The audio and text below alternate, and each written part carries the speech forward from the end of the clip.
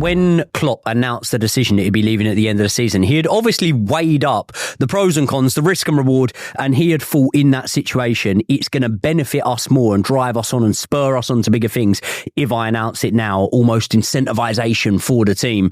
Could be backfiring a little bit if they do go on a bad run now. Like, maybe you should just kept it to yourself and kept that extra amount of added do it for the manager pressure off of your shoulders. Do you think the players knew? Like, do you think they found out when we found out, or do you think they already knew? So I agree with what Brian said, by the way. I think to do with what happened with Salah last summer, surely he would have said, look, it's my last one, mate. Stick around for one more. Yeah, but then would all of them have known, or would that just be a scene? Apparently, according to our good friend Antoine Agenda, the players found out when the public found out. No, that makes total sense. They didn't want it. They didn't want it being leaked. So I was believing that already, because I feel like that he's been forced to pull the trigger a bit earlier than he wanted to on that. Because in the history of football, when players know that you're leaving, your leverage is reduced. Now with Klopp, it's different because he's a legendary manager and he doesn't Sancho and he doesn't need to rule with an iron fist in the same way some managers do, because Klopp's legacy is set in stone, and he's one of the greatest managers in Liverpool history. So he has that leverage regardless. He has power, but you are in some way diminishing that by saying, hey lads, I'm off this summer. Like, your long-term future as a footballer is not in the hands of that man anymore. So it can't help to know that a manager's going logically. I know some Liverpool fans may seriously disagree, and I understand that there is a possibility that they could go, let's do it for good old Klopp, and somehow manage to get it over the line. But for me, it doesn't make logical sense that they'll perform better knowing a manager's leaving than... It's 3-1. Trossard. No, can we talk about Alisson today, though? Mate. It went straight we're not through his legs. slapping everyone. He's high-fiving the whole world. He's done the Jose there. He's run down the line. That is a special goal from Trossard. The way he beats his man, and there's nowhere else he can put that ball apart from where he does. Alisson, let's be honest. We said just before that moment, Liverpool are capitulating a bit here in terms of the sending off. They're losing the ball carelessly at the back, and then they've gone to shit there. Rattled. Just as I was saying how Klopp maybe shouldn't have said everything to everyone, but that's just my opinion. It's been a huge performance from Arsenal. I really think that at half time when we took Zinchenko off, we kind of gambled. We said, you know what, we're going to go toe to toe, as you put it, Brian, toe to toe with Deontay Wilder. We've landed two haymakers here, mate, and this is the first. Look, that second goal, it's hard not to say it was a little bit fortunate, the mix up between Van Dijk and Alisson. Since then, Can we just say though, there's nothing fortunate when Liverpool have one shot on target in an entire game. You've absolutely controlled them. You've got 6 shots on target to their 1. Mate, I sat here on Wednesday night watching them against Chelsea. I'm not saying this to like beat Chelsea, but I was terrified. I was watching their attack. We were counting Darwin Núñez chances. It was like 7 by the 12th minute. We're watching them today. Has Raya made a save? I don't know the shot on target counts, because obviously it was an own goal that they scored. So yeah, I'm not even sure. And I'll come back to what we were talking about. You were saying, would Ramsdale save that? Ramsdale makes a lot of saves that Raya doesn't make. Raya doesn't make many saves. You know why? Because he helps us control the game. And that ultimately, that is the philosophy behind why we change goalkeepers. I'll still say I don't like the way we've done it. I'll still say I think we could have handled it better.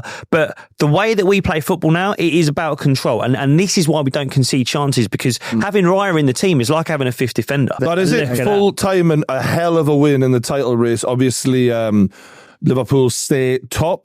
Arteta, though, is still in this fight.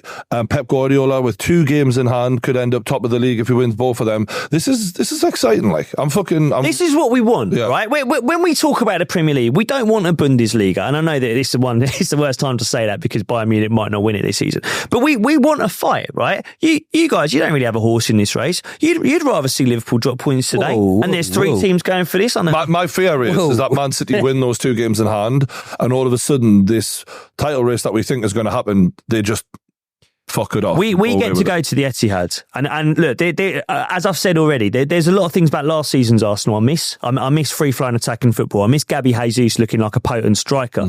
I miss Granit Xhaka. I never thought I'd say that. The one thing we've done this season that we've never done this season is win games like this. We've beaten City in the Community Shield. We've beaten them at the Emirates. We've got to go to the Etihad next. If we can take points from them there, I've said for a long time now, I think this title race is about head-to-heads. I think it's who wins the head-to-heads. And right now, Arsenal are looking pretty good in terms of head-to-heads. I don't know, man. I don't doubt you lot in the big games, really and truly. Obviously, I know your record against the teams around you isn't as good as you'd want it to be, but I'm more worried about you against the smaller teams. That's what you've kind of shown this season. We lost to West Ham, we lost to Fulham. That's what I'm more concerned was about. Was it Bournemouth or Forest you dropped points against one? You lost to Fulham. Yeah, I feel like Arteta can raise the players and the levels for games like this. I think that's what Arteta's good at. Whether you win them or not, he's good at galvanising the players and going, this is important. I think it's those games against the Fulhams where it's a bit like...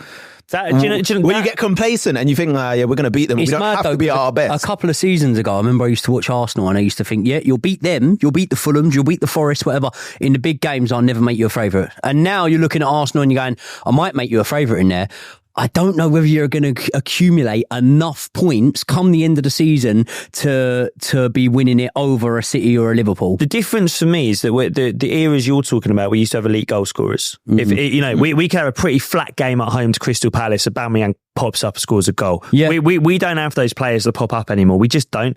And if we're going to do anything this season, either Martinelli, Saka or Gabriel Jesus need to put a cape on their backs and become that. Now, let's be honest, Martinelli got 15 goals, no penalties last season. It's decent. He's got it in his boots. We all know, because as well as being fans of our clubs, we're England fans as well. We know what Saka's capable of. We know where he could go in terms of his talent. If we're going to do it this season, I think it's probably either Martinelli or Saka need to just go, fuck it. I'm Mr. Arsenal now, and I'm going to go to the next level. And that's the advantage that the other two have over you is they know they don't have to ask someone to put a cape on their back because they've got Haaland, De Bruyne and Mo Salah, for example, is in there. Like they're just going to be at that level. They don't need a level on their back. Yeah, they don't need a level. It's experience as well. Yeah. It's experience as well with those teams. We like De Bruyne has been doing this for a very long time. Mo Salah's done this for a long time. Mm-hmm. We've still got a young team. We were the youngest last season. I think it's Chelsea now, the youngest team in the league. We're not the youngest anymore. There are still players who need to take the next step up. You were talking about Ødegaard earlier. Mate, last season, Ødegaard matched Lampard's record for non-penalty goals.